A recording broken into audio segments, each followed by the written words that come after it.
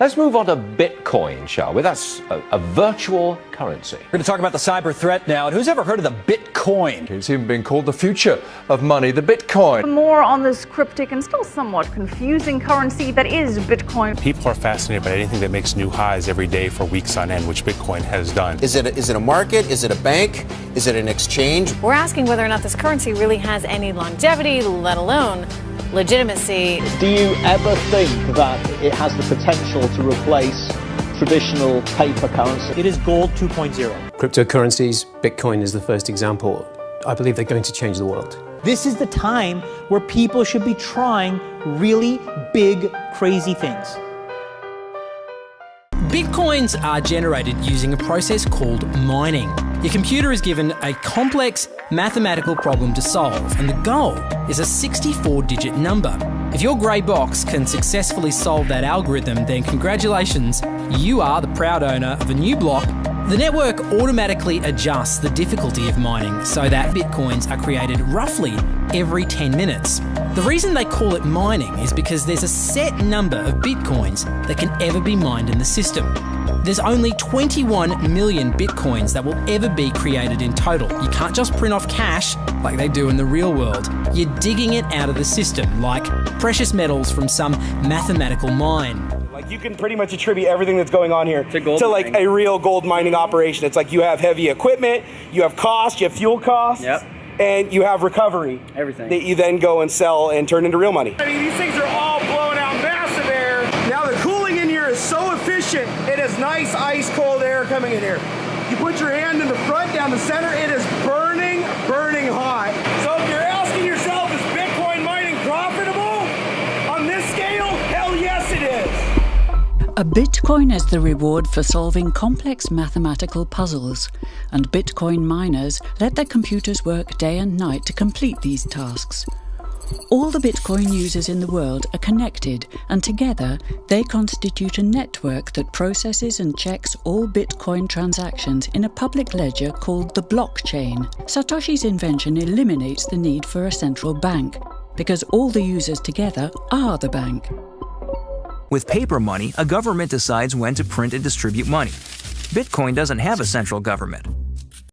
The Bitcoin network automatically changes the difficulty of the math problems, depending on how fast they're being solved. In the early days, Bitcoin miners solved these math problems with the processors in their computers. Soon, miners discovered that graphics cards used for gaming were much better suited to this kind of math. Graphics cards are faster, but they use more electricity and generate a lot of heat. The first commercial Bitcoin mining products included chips that were reprogrammed for mining Bitcoin. These chips were faster, but still power-hungry. ASIC, or Application-Specific Integrated Circuit chips, are designed specifically for Bitcoin mining. ASIC technology has made Bitcoin mining even faster while using less power. 很简单的说是在整个互联网上，我们大家在抢答一道题。这样的话，我们谁计算正确了的话，就会得到奖励。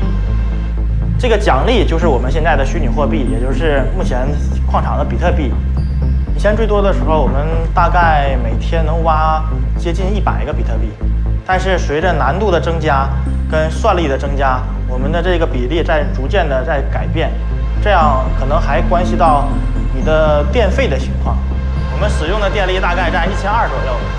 一个月电费大概要50万左右人民币。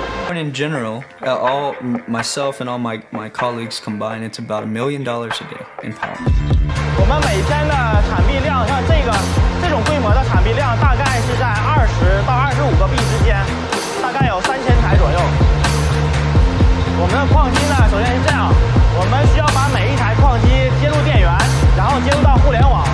我们接入到互联网以后，通过我们对机器的调试设置。 可以产生一种我们规定的算法，这个算法每当算对了以后，整个的区块里面会给你一个奖励。我觉得比特币确实是钱的未来，是一种，它不可能是替代现有的金融体系，但它是一种未来金融体系发展的一个方向。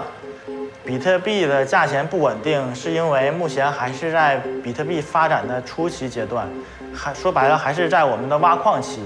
个人资产，比特币占我资产的50%。As more people start to mine, they become harder and harder to find. So it's kind of been I correlate it to like an arms race, right? The guy with the biggest gun wins at this point. In addition to designing and manufacturing ASIC chips and full server racks, Bitfury has pioneered the groundbreaking concept of low-cost computing center development. And that's where the story of Bitfury and its commissioning of the new 20-megawatt low-cost computing center begins, the biggest cryptocurrency computing center in the world today. Bitfury chose Republic of Georgia, a location with abundant hydropower and very competitive energy prices. Yes, a fully operational, cutting-edge, energy-efficient data center in only 30 days. Indeed, there's an amazing once-in-a-life opportunity out there, a real lucrative potential for a new generation of entrepreneurs to emerge and dominate the world of cybercurrency mining for years and decades to come. On the basis of complicated, state-of-the-art mathematical principles, the transactions are verified by the so-called Bitcoin miners, who maintain the ledger. The mathematical principles also ensure that these nodes automatically and continuously agree about the current state of the ledger and every transaction in it. If anyone attempts to corrupt a transaction, the nodes will not arrive at a consensus, and hence will refuse to incorporate the transaction in the blockchain. So every transaction is public, and thousands of nodes unanimously agree that a transaction has occurred on date X at time Y. It's almost like there's a notary present at every transaction.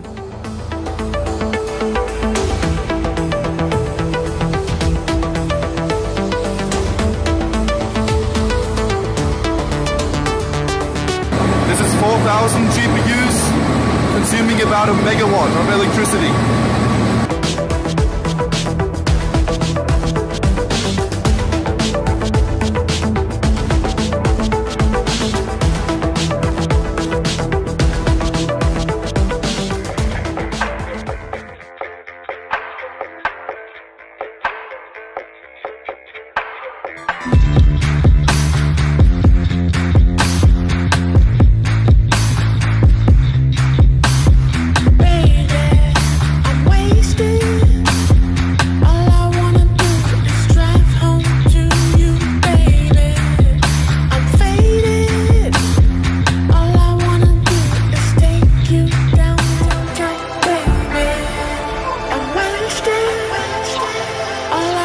And in order for you to reverse a transaction or to not agree that one has happened, you have to have more computing power than the rest of the network against you.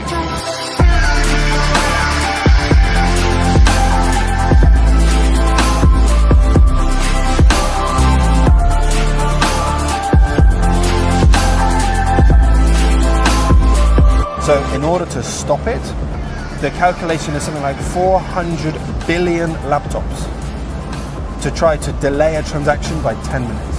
And that's all it will do, because we'll pick it up and we'll put it in the next block. So that provides the security.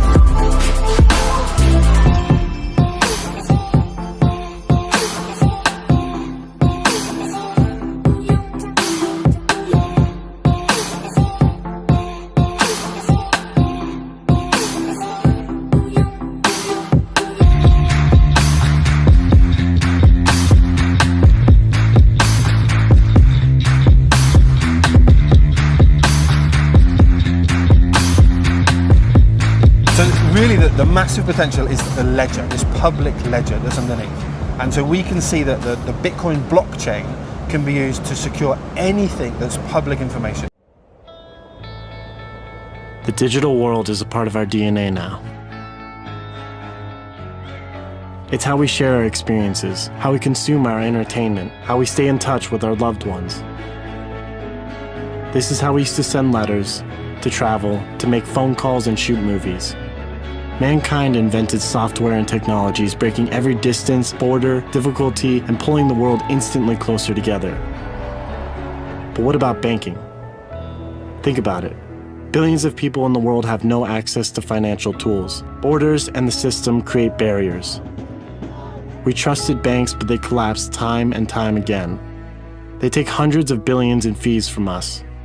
Bitcoin doesn't care where you're born, what color your skin is, or where you are in the world.